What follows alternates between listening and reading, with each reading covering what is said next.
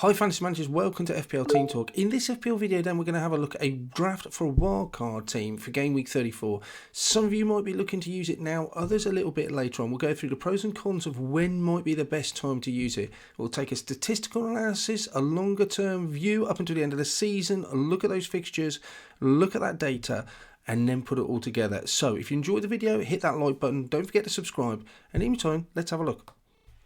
I have put some thought into this wildcard side then. I've already wildcarded back in game week 28, so this isn't a side that I'm going to be specifically using, but it does get a little bit more complicated as we go through the slides. I'll go through a wildcard team, first of all, that's based on having no free hits left. So if you've got no free hits left, this will be your wildcard side, and it kind of covers 36, 37, possibilities of doubles and 35, and maybe in 34 if we get the announcement, and depending on that semi-final fixtures and results that come through.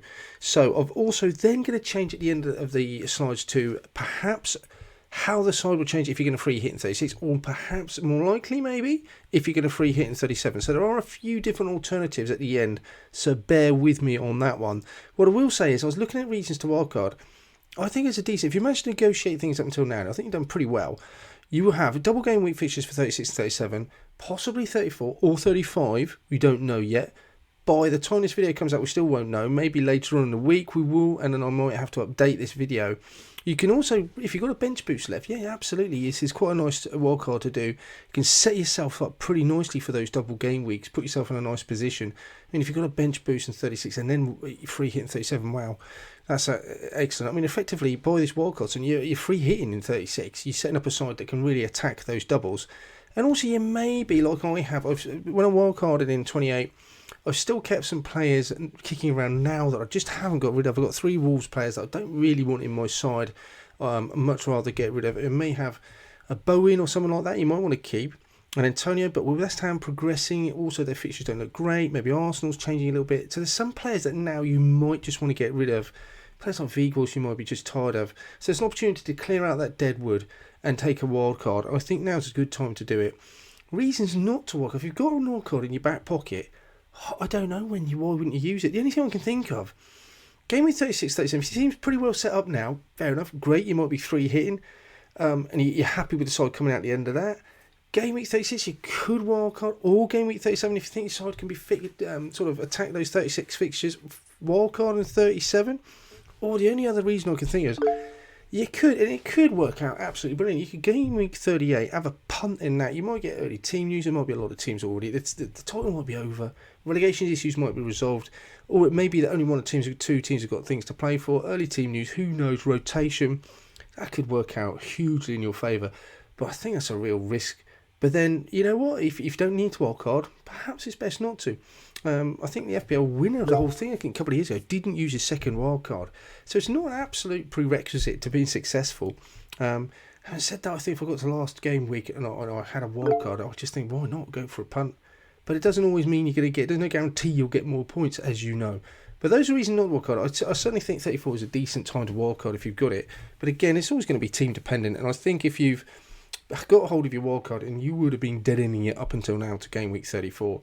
So all that said, let's have a look at the side that I have put together for game week 34 free wildcarding, assuming you've got no free hits left.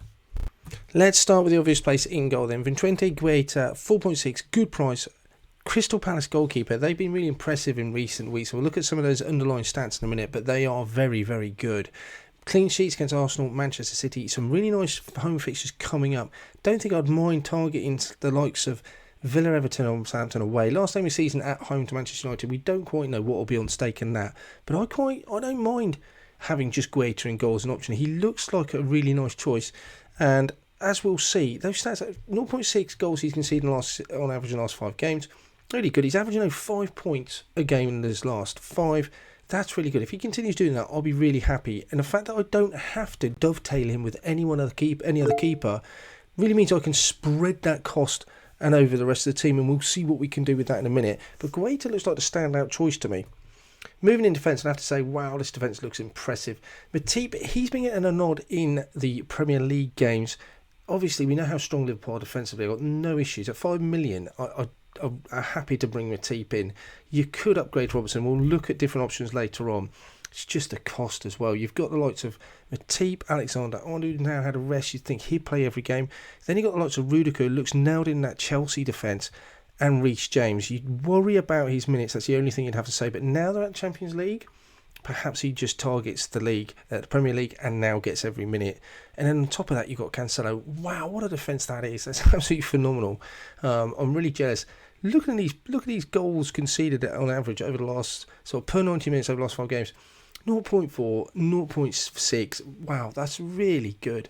And some of those attacking, expected goal involved for James. We know he's an animal and a beast. And look at Trent, we know how good he is. And even Matip has a little bit of a goal threat. And Cancelo, we know what he can produce. Rudiger's popped up with goals from time to time this season. That defence just looks phenomenal, and I'm really jealous of it. I just think that's about as good as you can get.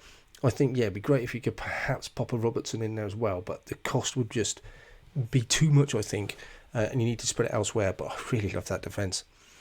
In midfield, then, I think Mo Salah absolutely has to. There's been some talk about, is it time to come off him? And we'll look at other options if you want to later on, but I just think his underlying stats have just remained really good.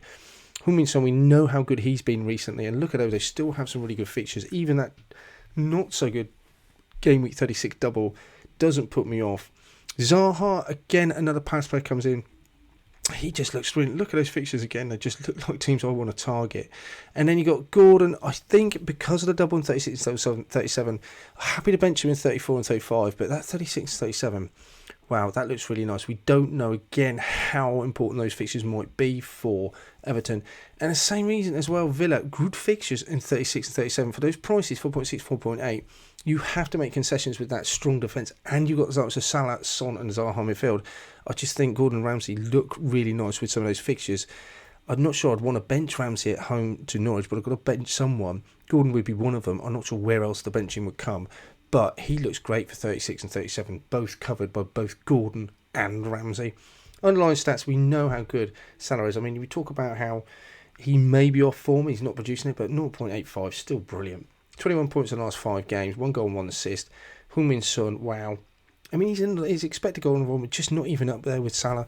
He scored a hat-trick, and he wasn't even in the top 10 last week for sort of predicted or expected goal involvement, yet he managed to still pull away with 3 goals. 53 points in the last 5 games. You can't keep that up, but you absolutely have to have him in, I think.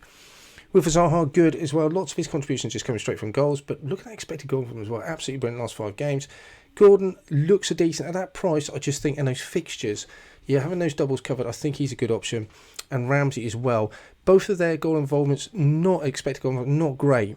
But for those prices, I just think they're good options, and you have to concede somewhere to get these premium players in. Up front then, we'll have a look at, we've got to have Harry Kane with those Tottenham fixtures we've already looked at. I think that's an absolute no-brainer. Mateta continues to start for Palace. They've got some really nice fixtures, so again, we've targeted them heavily. And then last one, we've really just put in Goalkeeper. I mean, we've got to make sacrifices somewhere else. And he comes in. It could be, I was looking at Delap, possibly thinking, well, maybe will he get minutes from Manchester City? In the end, I've just gone Goalkeeper. The intentionality, he doesn't get played. And it is a worry, I think, having at this stage of the season, especially when you're getting later on, if you haven't got free hits, that you can't bring, you haven't got a complete playing bench there with Goalkeeper. But if you want this team, I think you have to make concessions. And I think there's enough in here to make me fairly comfortable that I'm going to not rely on Goalkeeper. So the whole side put together, and so we just go through Kane's stats. 2 goals, 7 assists. Wow, 7 assists, 41 points. I mean, that's just phenomenal as well. Look at that expected goal. Wow. Mateta, decent as well. 2 goals, 20 points. Gelhardt, even he's popped up with a goal with 10 points in the last 5 games. So he's not a complete disaster. Obviously, his expected goal involvement looks brilliant, but that's because he's come on and sort of tired legs, I guess, taking advantage of that. Whole side bit together. Not cheapest side, I'd say, 105.1, but a lot of these players you may have already, and we can go through lots of different options and players to try and bring the price down if you need to. But remember, if you've got an Arnold, you may already have a couple of million or a couple of point million sort of saved on him already. The likes of Rudiger, Salah you may already own, Son as well. But this is a side, and this assumes you do not free hit at any point. So this is a side. I'm going to give you a couple of other options if we do some other tweakings. Let's take a look at those. That's it for this one, guys. Thanks for watching. If you got all the way through to the end, let me know what you thought. Love to hear your comments below. Thanks so much, guys, if you've supported the channel and subscribed already. Really appreciate it. It helps out. Love making the videos. Love talking about FPL. If you do too, give it a like, hit subscribe. In the meantime, enjoy the rest of your game week. Speak to you soon.